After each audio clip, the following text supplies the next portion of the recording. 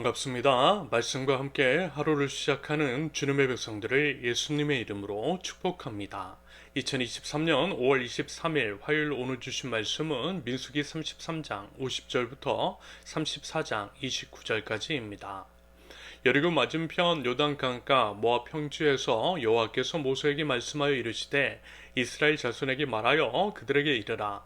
너희가 요단강을 건너 가나안 땅에 들어가거든 그 땅의 원주민을 너희 앞에서 다 몰아내고 그 새긴 석상과 부 만든 우상을 다 깨뜨리며 산당을 다 헐고 그 땅을 점령하여 거기 거주하라. 내가 그 땅을 너희 소유로 너희에게 주었음이라. 너희 종족을 따라 그 땅을 제비 뽑아 나눌 것이니 수가 많으면 많은 기업을 주고 적으면 적은 기업을 주되 각기 제비 뽑은 대로 그 소유가 될 것인즉 너희 조상의 지파를 따라 기업을 받을 것이니라. 내가 만일 그 땅의 원주민을 너희 앞에서 몰아내지 아니하면 너희가 남겨둔 자들이 너희의 눈에 가시와 너희의 옆구리에 찌르는 것이 되어 너희가 거주하는 땅에서 너희를 괴롭게 할 것이요 나는 그들에게 행하기로 생각한 것을 너희에게 행하리라. 여호와께서 모세에게 말씀하여 이르시되 너는 이스라엘 자손에게 명령하여 그들에게 이르라. 너희가 가나안 땅에 들어가는 때에 그 땅은 너희의 기업이 되리니 곧 가나안 사방 지경이라. 너희 남쪽은 에돔 곁에 접근한 신광야니 너희 남쪽 경계는 동쪽으로 염해 끝에서 시작하여 돌아서 아그라빔 언덕 남쪽에 이르고 신을 지나 가데스 바네아 남쪽에 이르고 또 하살 아다를 지나 아스몬에 이르고 아스몬에서 돌아와서 애굽 시내를 지나 바다까지 이르니라. 서쪽 경계는 대해가 경계가 되나니 이는 너희의 서쪽 경계니라. 북쪽 경계는 이러하니 대에서부터 호르산까지 그하라. 호르산에서 그어 하맛 어귀에 이르러 스tat에 이르고 그 경계가 또 시브론을 지나 하살 에난에 이르나니 이는 너희 북쪽 경계니라. 너희 동쪽 경계는 하살 에난에서 그어 스밤에 이르고 그 경계가 또 스밤에서 리블라로 내려가서 아인 동쪽에 이르고 또 내려가서 긴네렛 동쪽 해변에 이르고 그 경계가 또 요단으로 내려가서 염해에 이르나니 너희 땅의 사방 경계가 이러하니라. 모세가 이스라엘 자손에게 명령하여 이르되 이는 너희가 제비 뽑아 받을 땅이라. 여호와께서 이것을 아홉 지파 반쪽에게 주라고 명령하셨나니 이는 르우벤 자손의 지파와 갓 자손의 지파가 함께 그들의 조상의 가문에 따라 그들의 기업을 받을 것이며 므낫세의 반쪽도 기업을 받았음이니라. 이 두 지파와 그 반 지파는 여리고 맞은편 요단 건너편 곧 해 돋는 쪽에서 그들의 기업을 받으리라. 여호와께서 또 모세에게 말씀하여 이르시되 너에게 땅을 기업으로 나눌 자의 이름은 이러하니 제사장 엘르아살과 눈의 아들 여호수아니라. 너희는 또 기업에 땅을 나누기 위하여 각 지파에 한 지휘관씩 택하라.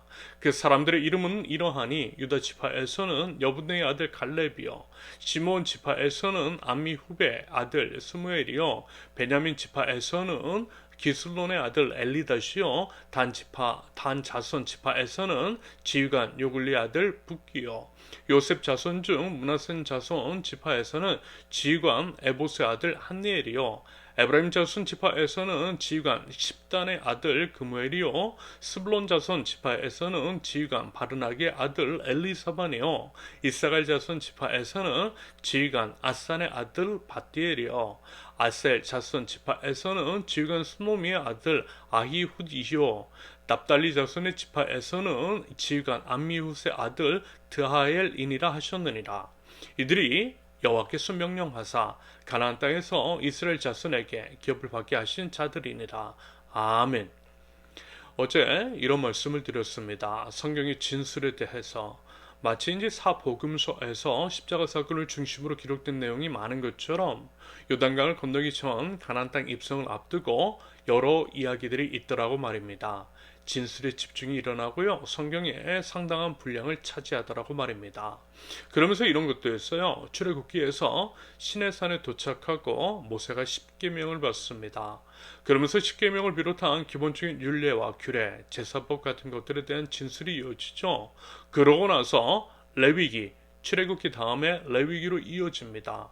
레위기는 방금 전에 말씀드린 것들을 더욱더 세밀하고 자세하게 그리고 이제 집중적으로 진술하고 있어요. 말하자면 민수기와 신명기도 그와 같은 패턴으로 되어 있음을 확인할 수 있을 겁니다. 다시 말해서 지금 이제 민수기 후반부에서 나누고 있는 부분이 흔히들 모세의 유언이라고 하는 신명기에서 집중적으로 다루고 있더라는 것입니다. 출애굽기 후반부를 레위기에서 집중적으로 다루고 있는 것처럼 이처럼 성경은요 비슷한 패턴들이 여기저기에 등장합니다. 내용도 그러하고 진술의 형식이나 방식도 그러하고요. 기타 많은 것들이 그러합니다.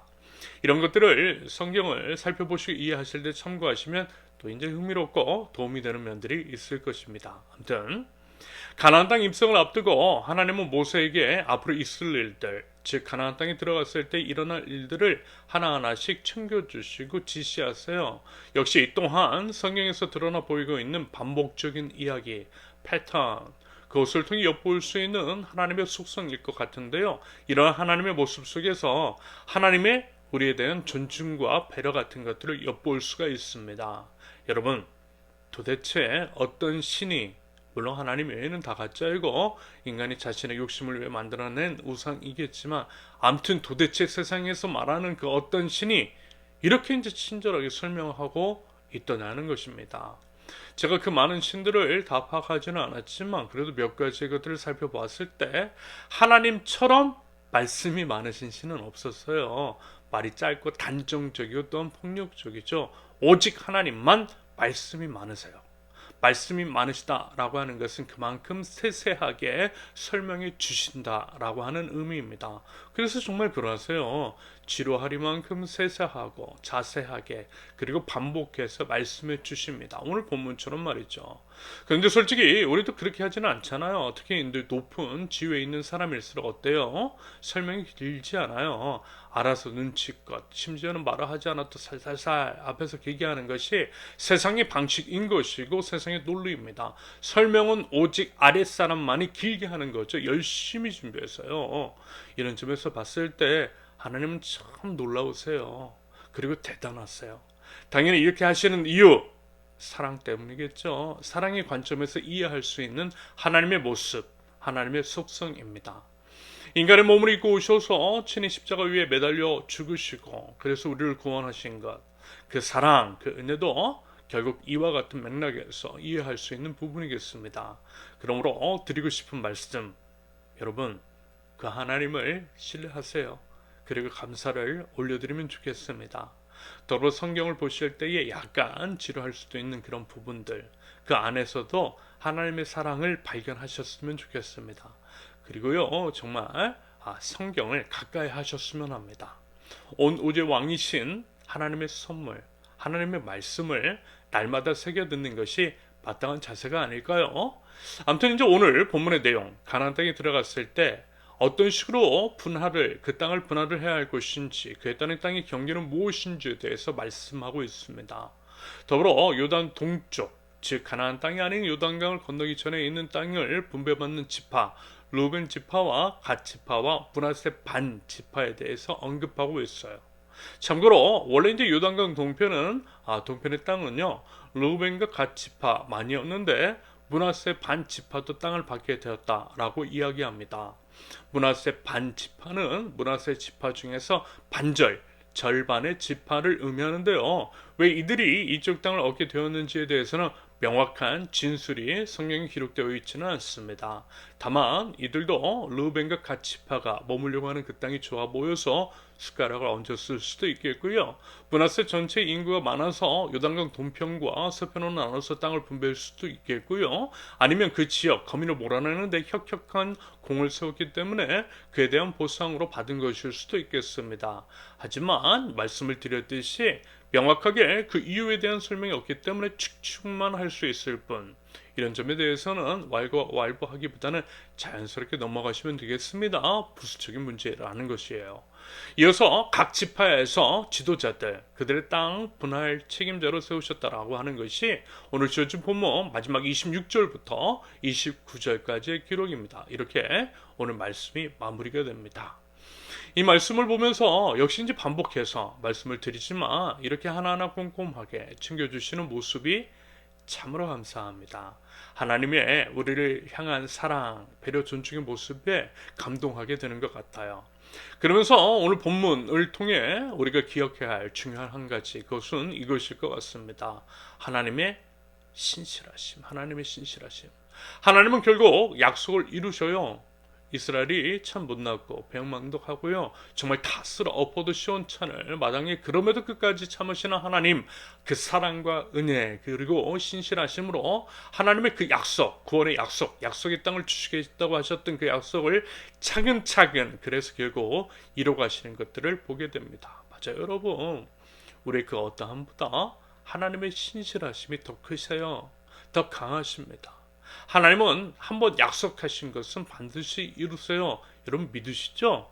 여러분 그 믿음 있으면 흔들리지 않을 것입니다. 그 믿음 있으면 어떤 상황과 환경 속에서도 담대하게 그리고 당당하게 나갈 수 있으리라고 믿습니다. 부디 그 믿음 있으실 수 있기를 바라요. 그러기 위해서 더욱더 신실하신 우리 하나님, 하나님의 약속, 약속의 말씀을 붙들고 나갈 줄 아는 믿음의 백성들, 저와 여러분들이 되실 수 있기를, 그럼으로써 하나님의 역사를 우리 삶 속에서도 경험할 수 있기를 예수님의 이름으로 축원합니다. 함께 기도합니다. 신실하신 하나님, 하나님이 한번 약속하신 것은 반드시 이루시는 분이신 줄로 믿습니다.